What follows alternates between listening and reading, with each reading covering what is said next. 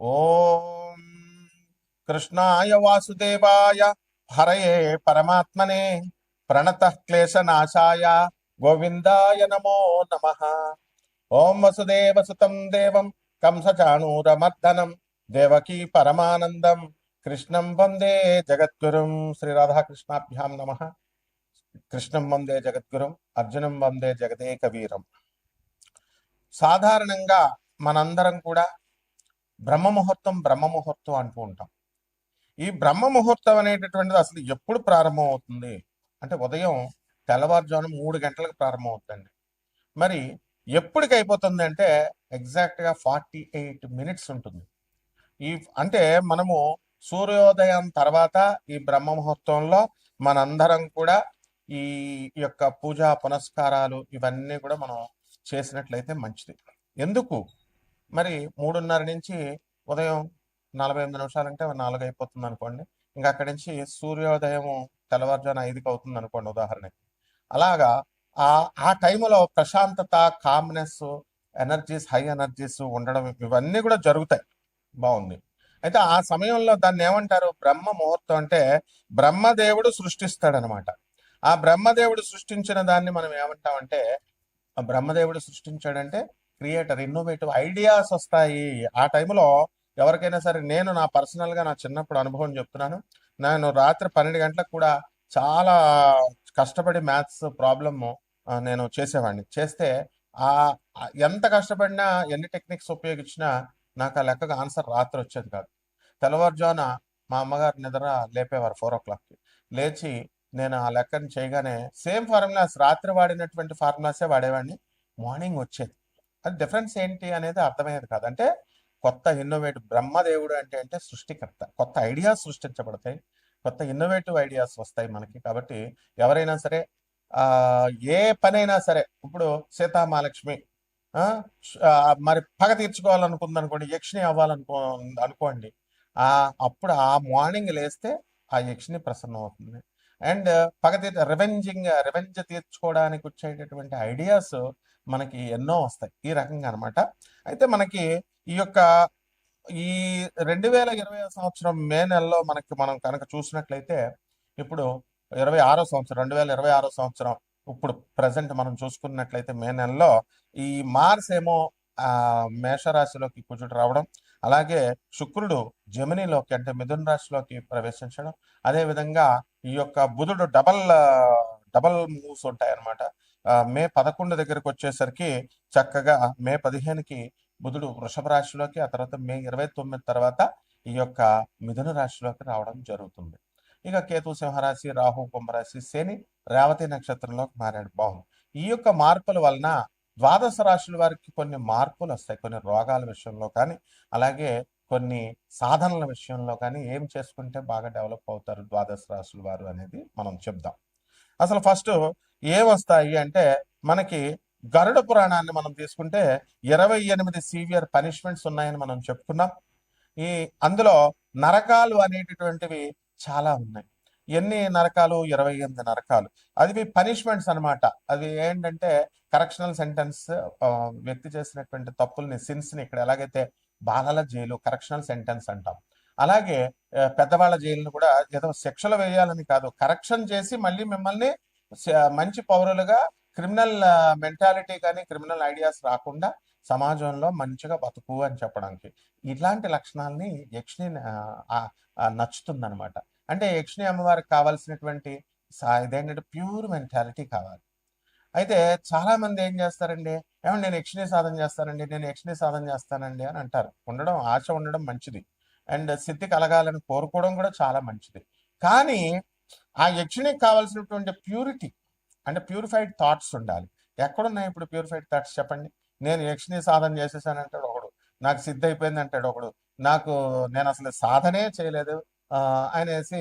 అయినా ఒక్క 15 నిమిషాల్లో, ఒక జస్ట్ 15 మినిట్స్లో మీరు కనుక ఈ మంత్రాన్ని జపం చేస్తే మీకు మీరు తాకట్టు పెట్టుకున్న బంగారం విడుదలైపోద్ది 15 రోజుల్లో అని పెడతా ఉంటారు టైటిల్స్.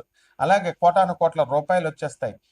ఇలాంటి పొల్యూటెడ్ టైటిల్స్ వల్ల, పొల్యూటెడ్ కంటెంట్ చెప్పడం వల్ల ఆ పరమ పవిత్రమైనటువంటి యక్షిణీ మాత సాధన గురించి అపోహలు ఉండిపోయింది.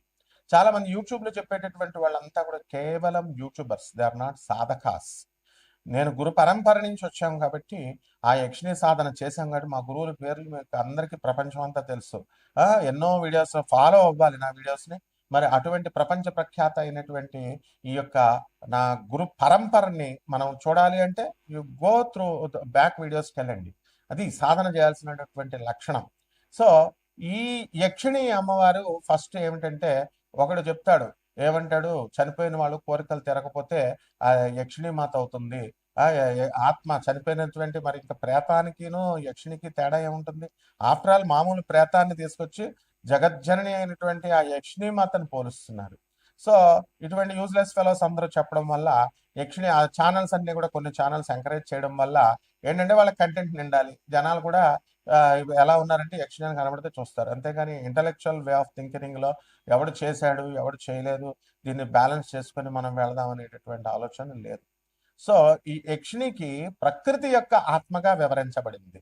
మనకి ఈ యొక్క కుబేరుని మనం తీసుకున్నప్పుడు మనం ఏం చెప్తాము, కుబేరుడు యక్షరాజు, యక్షులకి ఈ పోస్ట్ ఇచ్చింది ఎవరండి? పరమేశ్వరుడు ఇచ్చాడు ఆయనకి.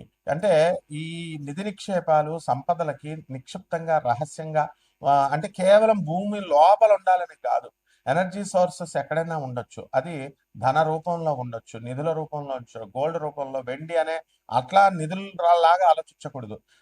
అంటే కరెన్సీకి కావలసినటువంటి క్రియాశక్తి, ఆ డబ్బుల్ని జనరేట్ చేసేటటువంటి ఆ శక్తిని, ఆ నైపుణ్యాన్ని ఈ యక్షిణి మాత కంట్రోల్లో ఉంటుంది.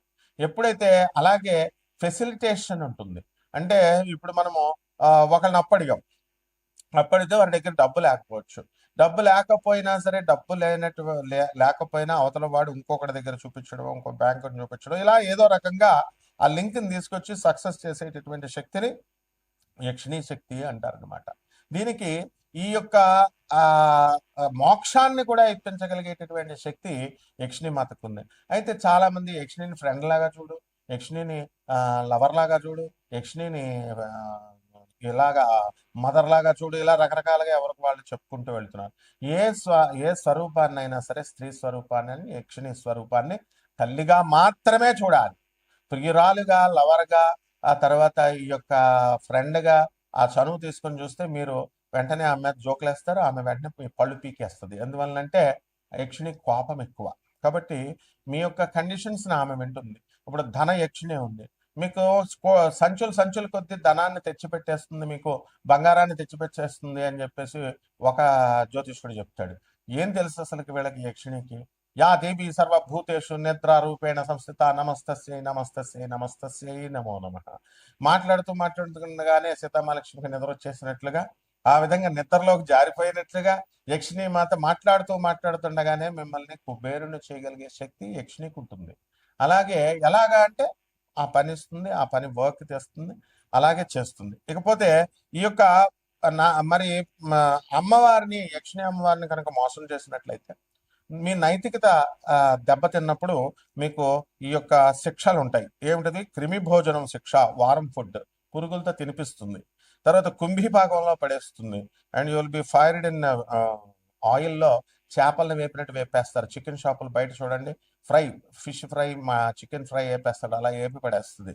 అలాగే ఈ యొక్క తమీశ్రన్ డార్క్నెస్ లో పడేస్తుంది, చీకట్లో.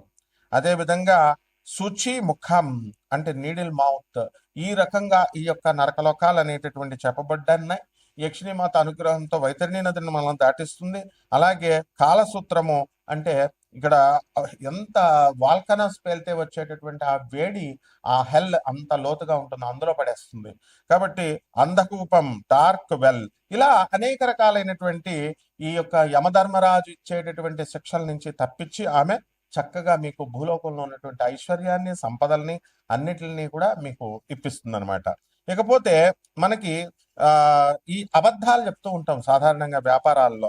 ఇటువంటి వాళ్ళంతా కూడా ప్రవచనకారులు అవనివ్వండి, జ్యోతిష్కులు అవనివ్వండి, స్వామీజీలు అవనివ్వండి, వీళ్ళంతా అబద్ధాలు చెప్పుకుంటూ వెళ్ళిపోతున్నారు. ఇలా చెప్పడం వల్ల సారమేయ పాకంలో పడేస్తుంది. కాబట్టి ఇవేం చేస్తాయంటే వైల్డ్ యానిమల్స్, డాగ్స్ ఇవన్నీ కూడా తిని పడేస్తాయి. అదే విధంగా ఆయపానం, బ్రోకెన్ ఓట్స్, ఒకళ్ళకి ఇచ్చినటువంటి పవిత్రమైనటువంటి సాక్రెడ్ ఓట్స్ ఎవరైతే తప్పుతారో అటువంటి వాళ్ళని ఆయపానంలో పడేస్తుంది. అలాగే బెట్రేయల్ అండ్ చీటింగ్, తమీస్ రన్ అంటాం. ఎవరినైతే అబద్ధాలు చెప్పి మోసాలు చేసి చీటింగ్లు చేస్తామో అప్పుడు తమీశ్రం అనేటటువంటి దాంట్లో పడేస్తుంది. ముఖ్యంగా యక్షిణీమాత పరమ పవిత్రమైనటువంటి యక్షిణీ గ్రంథాలని, తంత్ర శాస్త్రాల్ని, ఫాల్స్ స్క్రిప్చర్, ఉదంబర ఉదంబర అనేటటువంటి నరకంలో పడి తోలు తీసేస్తుంది. యక్షిణీమాత గురించి చెప్పేటటువంటి వాళ్ళందరినీ కూడా ఆ సాధన తప్పుగా, ఏంట్రా మలమూత్రాలు తింటారా, ఎక్కడైనా మలమూత్రాలు తినాలా యక్షిణీ సాధన చేయడానికి? నువ్వు అసలు చేసావా ఫస్ట్? సో ఇక్కడ చెప్తుంది, misrepresenting sacred text or teaching false doctrines results in being crushed under heavy iron clubs. అది ఈ యొక్క చెప్పేటటువంటి సాధకులకు కానీ, ఎవరైతే మేము యక్షిణి కోసం ఏదో వ్యూస్ వస్తాయని తప్పుగా చెప్పకూడదు. యక్షిణి మాతని మలమూత్రాలు తినాలి, సాధన చేయాలి, ఇలాంటి నాన్ సెన్స్ అంతా కూడా బోధించకూడదు. సో ఈ విధంగా ఈ యక్షిణి తల్లి అనుగ్రహం వల్ల మీకు 12 రాశుల వారు కూడా మీ కష్టాల నుంచి బయటపడిపోగలుగుతారు. ఈ 12 రాశుల వారి మీద కూడా ఈ బ్రహ్మ ముహూర్తంలో చేసేటటువంటి సాధన, అప్పుడు రాత్రి అంటే ఏదో సినిమాలు అనుకుంటున్నారా, యక్షిణీ దేవత బ్లడ్ పోతుంది, ఏదో వెలుతురు పడితే బ్లడ్ పోతుంది, లోక అనే సినిమాలో చూపిస్తున్నాడు. ముమ్ముట్టి వేసిన బ్రహ్మయుగం సినిమాలో యక్షిణి కూరలో చూడడం, వండేసుకోవడం, తినేసేయడం ఇవన్నీ కాదు ఆయన యక్షిణి చేసేది. పరమ పవిత్రమైనటువంటి పార్వతీమాత హయ్యర్ ఎనర్జీ లెవెల్లో ఉంటే అదే తల్లి లోయర్ ఎనర్జీకి వచ్చి మనకి ఈ యొక్క తొందరగా ప్రసన్నమయ్యేటటువంటి దేవభటులు. యక్ష స్వరూపాయ జటాధరాయ అన్నాం. శివుణ్ణి యక్ష రూపంలో మనం పోలుస్తాం. అలాగే కుబేరుణ్ణి వెంకటేశ్వర స్వామి వారికి అప్పిచ్చాడు, ట్రెజరర్ అయ్యుండి. అట్లాంటి ఈ యొక్క యక్షిణీలు మనకి హెల్ప్ చేయడానికి ఉన్నాయి. కాబట్టి ఒక్కొక్క రాశి వారికి ఏ విధంగా మనం సాధన చేసినట్లయితే ఉంటుందో మనం ఈ వీడియోలో తెలుసుకుందాం. కుంభరాశి, ఈ కుంభరాశి వారికి అందరికీ కూడా ఏలినాటి శని జరుగుతుంది.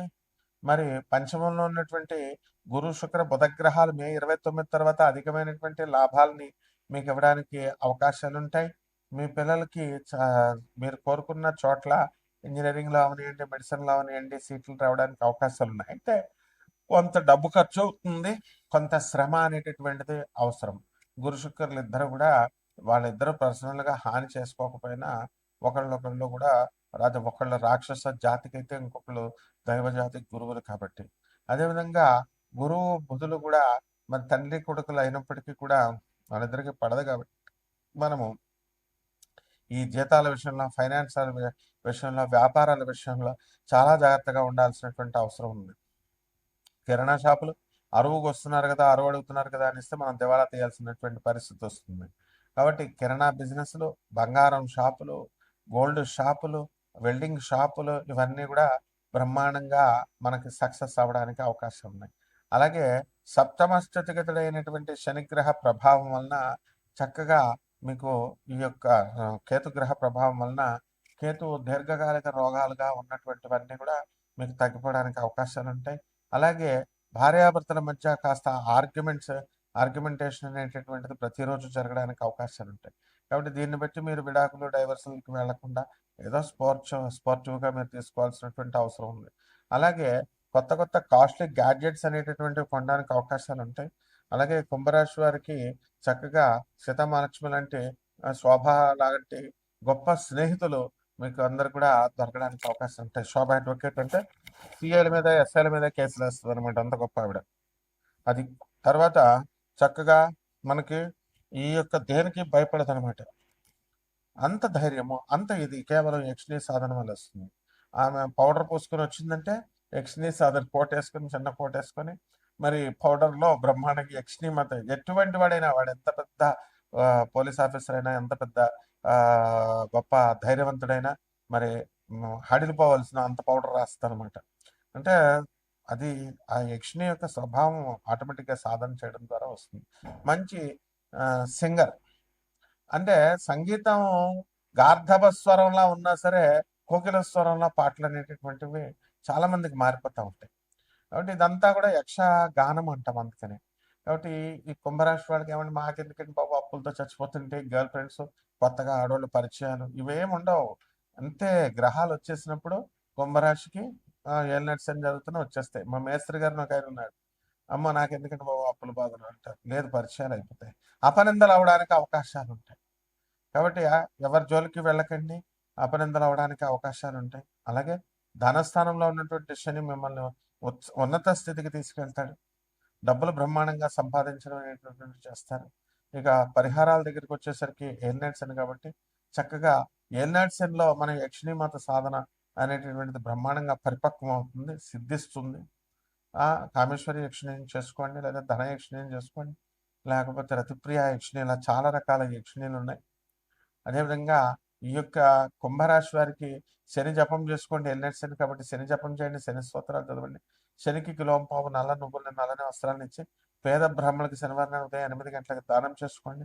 దశ మహావిద్యల్లో ఒకటైనటువంటి మహాకాళి అమ్మవారి యొక్క సాధన జపం చేసుకోవడం ద్వారా బ్రహ్మాండంగా ఉంటుంది. మర్రి చెట్టు కానీ రావి చెట్టు కానీ పెంచండి. మర్రి చెట్టు అంటే ఓడలు తెచ్చుకోవచ్చు. రావి చెట్టుకి నీళ్లు వేసుకుంటూ ఓం శనేశ్వరాయ నమః, రాహవే నమః అంటూ ప్రదక్షిణలు చేసుకోవడం ద్వారా నీళ్లు పోయాలి. బ్రహ్మాండంగా ఉంటుంది. శుభమస్తు.